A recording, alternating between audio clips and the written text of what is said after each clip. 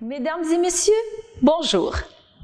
Comme vous pouvez le remarquer, je suis dans un salon typique de l'art et de l'artisanat marocain. Le gypse sculpté sur les murs, les meubles, le plafond, les arabesques. Nous sommes ici à Montréal, dans un salon prototype que l'on peut trouver dans les riads des Médinas de Fès ou de Marrakech. Aujourd'hui, je voudrais vous parler de cuisine. La cuisine marocaine est une des expressions culturelles qui s'est enrichie au cours des siècles par plusieurs apports amenés par de différents peuples. Au point qu'aujourd'hui, l'art culinaire marocain mêle un savoir-faire berbère, arabo-musulman, juif, européen et d'autres influences encore. Pour les Marocains, la cuisine révèle avant tout un art de vivre et un sens de l'hospitalité qui les caractérise. Dans chaque foyer, du lait, des dattes, des pâtisseries et le traditionnel thé à la menthe qui serait impoli de refuser à tant d'un défla. Le visiteur surprise en permanence. Les plats de poisson, de viande et de légumes sont toujours parfumés d'épices soigneusement choisies. Les grands classiques de la cuisine marocaine sont le couscous, la pastilla, les tagines qui diffèrent d'une région à une autre, avec une grande diversité dans l'utilisation des ingrédients et des préparations. Sans oublier les soupes, bien sûr, le sujet de notre rencontre aujourd'hui.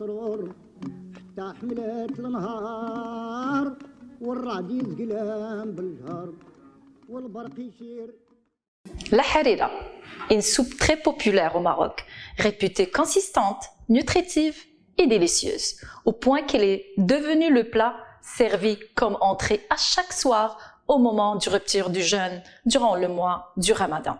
Mais en dehors du Ramadan, cette bonne soupe est servie en plat principal le soir.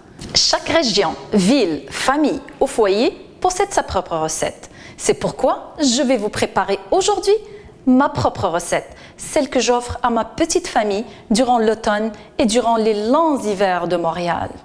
Voici ce qu'il vous faut comme ingrédients. Ou je devrais dire plutôt mes ingrédients pour ma harira. Pour les ingrédients, vous aurez besoin d'un bouquet de persil haché finement, un bouquet de coriandre haché finement, 4 branches de céleri hachées finement, un oignon râpé grossièrement, 250 g de pois chiches trempés la veille et décortiqués, 300 g de cubes de viande, vous avez le choix entre l'agneau et le bœuf, 120 g de lentilles, 750 ml de tomates broyées. Pour les épices, on aura besoin d'une cuillère à café de poivre noir, une cuillère à café de curcuma, une cuillère à café de gingembre, un quart de cuillère de cannelle, 4 cuillères à soupe de l'huile de table et le sel selon le goût de chacun. Pour le liant, on aura besoin de 4 cuillerées à soupe de farine blanche et 2 verres d'eau. Le conseil que je peux vous donner, vos herbes, céleri, persil, coriandre, vaut mieux les hacher manuellement que de les passer au robot.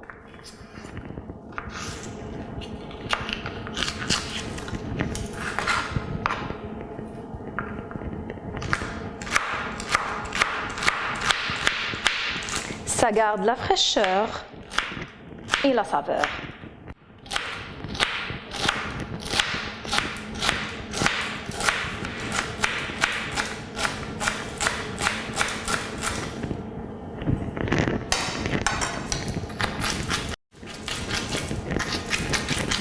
Et ça ne change pas la couleur de la harira. Lorsqu'on les passe au robot, ils donnent une couleur plus foncée, verte.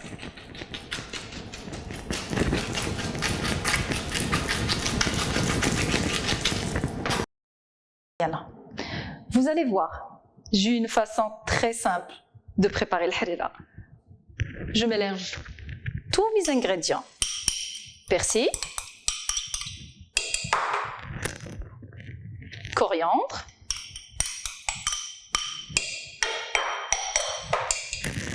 céleri,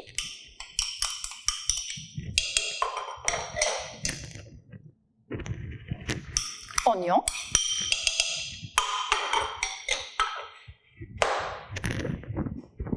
pois chiches, viande,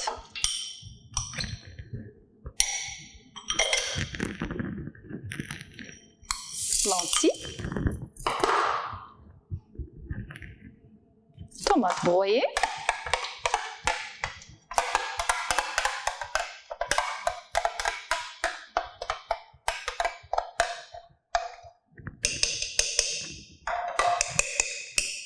et on passe aux épices.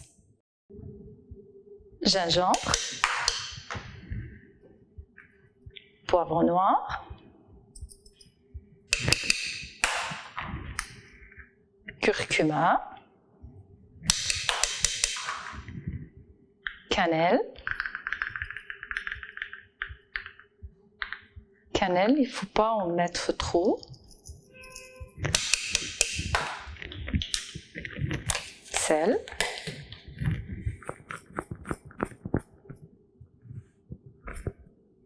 Le seul ingrédient que je mesure avec mes mains.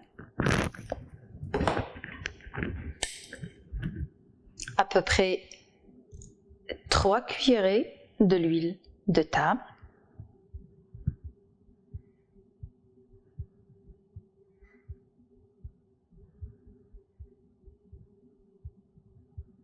On rajoute l'eau.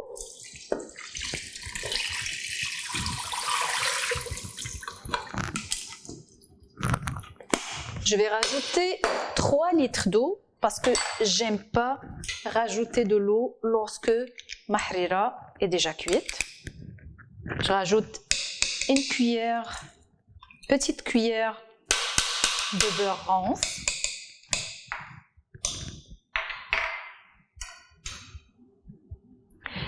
Et je vais les laisser cuire après que la soupape commence à tourner pendant 14 minutes. On rajoute de l'eau.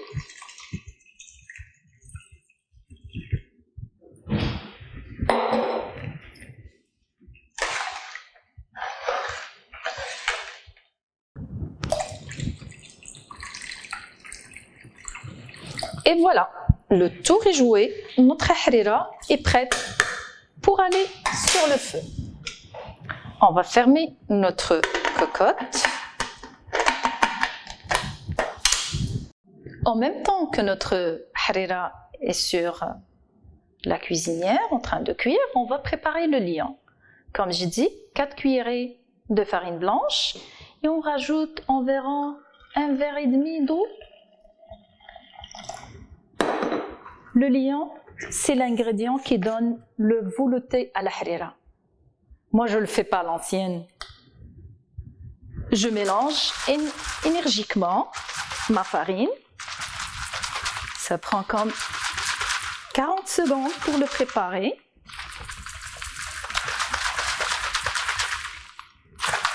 Et voilà, mon liant est prêt. Je vais en avoir besoin lorsque ma harira est déjà cuite.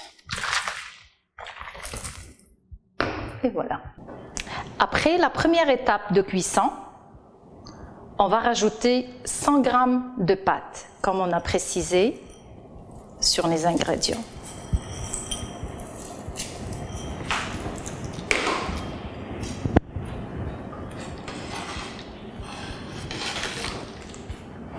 La canne de tomate avec un bouillon de bœuf qu'on va essayer de mélanger avant de le rajouter.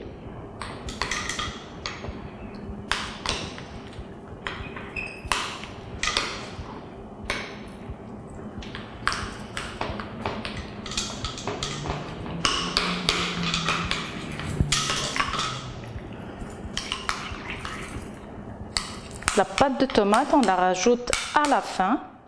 Ça donne de la couleur et un petit peu d'acidité à notre harira.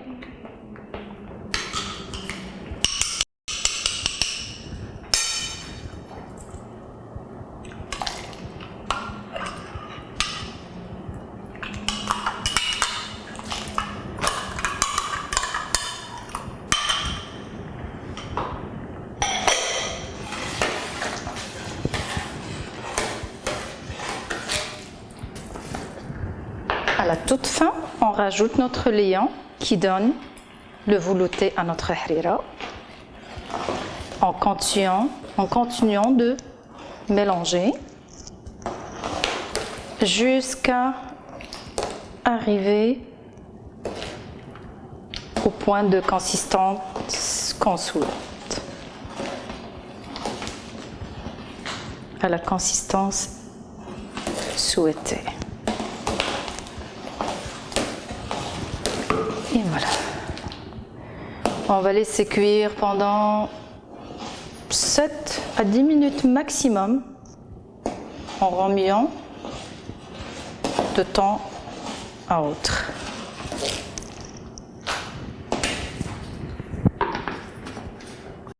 La harira se déguste en famille ou entre amis, accompagné de figues et de dattes. زين شارقة صباحها فوق الحرير عطف الليل والطار والوصلات انا بلا نفر ومضات سواي على هجار وتمكارو صدق الفالوتاق من هويت بضيع حتى الشمس والزهرة والغرار ومنايم ثمار ويظهر مثل الياقوت. Bon appétit. Merci. J'espère que vous avez apprécié cet atelier de cuisine. On se retrouvera certainement avec plaisir à d'autres activités et ateliers ici au Centre culturel marocain Dar el Maghrib à Montréal. زرابي والحوف ومضارب ونمرق دايني سبلنا الستار ضم الخير تفوز بالوقر من غابة ليك لا تبين عيارو وصفرا وفناج للوداع والطاوس متخالفين وفقايا والبلار والآلا ونغايم الوطر وطباع مرونقين زهوا يدبارو مثل الرصد مع الحسين والمايا وعرق العجم والصيكا والحصار وبراول من غايط فوق زرابي والحوف ومضارب ونمرق داينين سبلنا الستار.